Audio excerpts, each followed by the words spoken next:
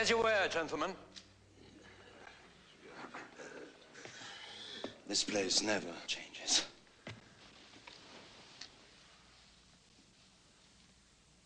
With Azov, we have liberated ourselves from the heel of the Turk and opened a seaway to warm water ports in the east. However, that is only the beginning. Our immediate task is to build a deep water navy to gain free access to the west through the Baltic Sea, now controlled by the Swedes. It will be expensive.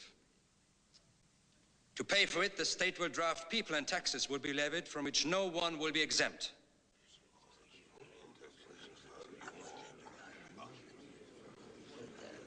Not boyars, merchants or peasants, not even the church. Never in its life has Russia had or needed a fleet. And it still lives. Without trade, Russia will always be in the shadow of its western neighbors. There can be no trade without merchant ships. No merchant ships without a navy to protect them. And no navy without ports. It's our purpose to share the Baltic Sea. We will build a new and great port, to be named St. Petersburg.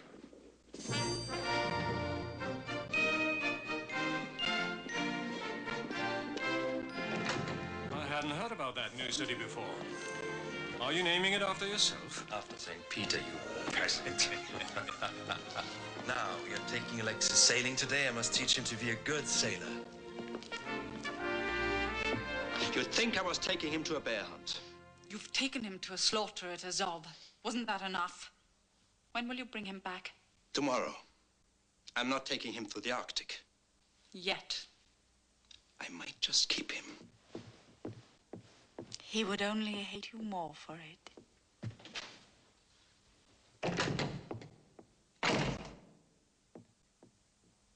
And protect the Tsarevich from every tribulation, wrath, and necessity above and below the water. Preserve him from the weaknesses of his sinful guardians. Amen. Amen. It's time to go, Alexis. Bless me, Father Jacob.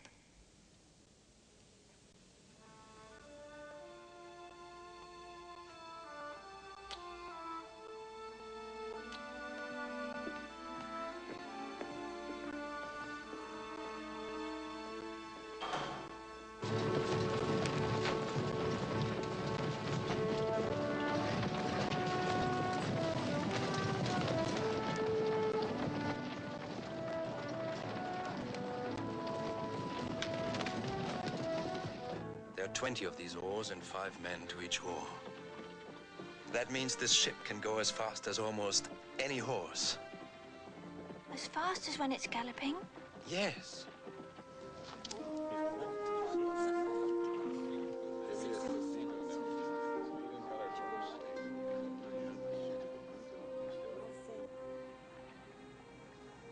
What happens if you swallow water?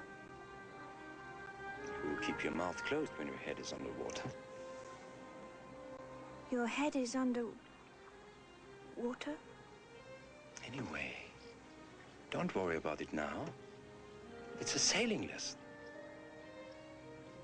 You can do everything. Yes, Papa. Now, I want you to try it all by yourself.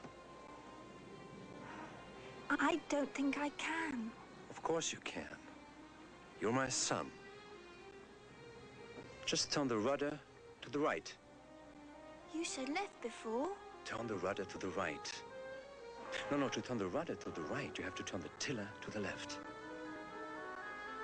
What's the tiller? Just push it the other way. Now pull the boom to you. Get down!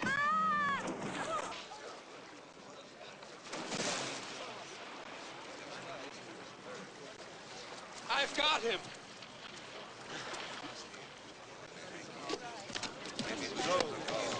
Doesn't somebody going to help them? Maybe.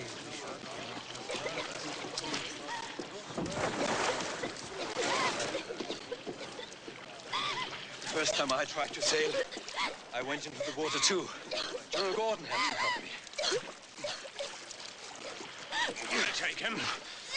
He needs me. You have a meeting with the Patriarch. He'll wait. Stop crying, Alexis. You're my son. Oh, he's just a child. He's a child. He will be Alexis II of Russia. He can't be taken back to his mother. Every time something goes wrong. It's very hard for him. He's torn between his parents. Let's just get something dry on him. Go.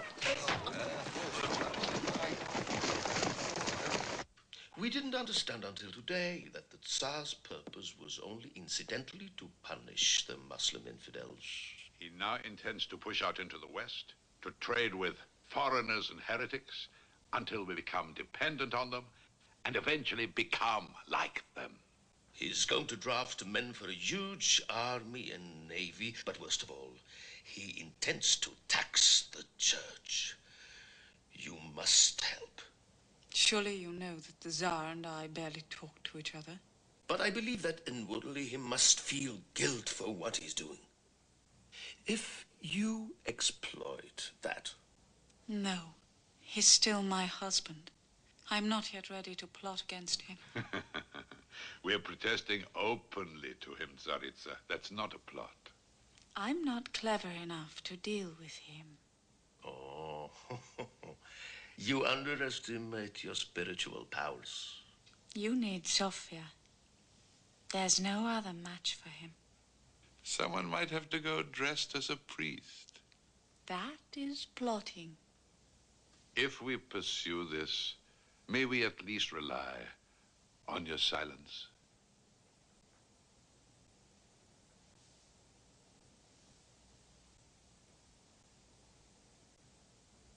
Yes.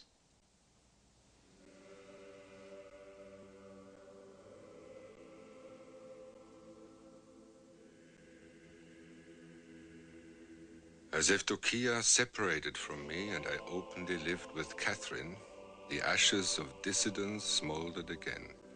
My need to open a window to the west and tax the church to do it united Sophia, the boyars, and the patriarch against me. The smoldering ashes would be raked into flames.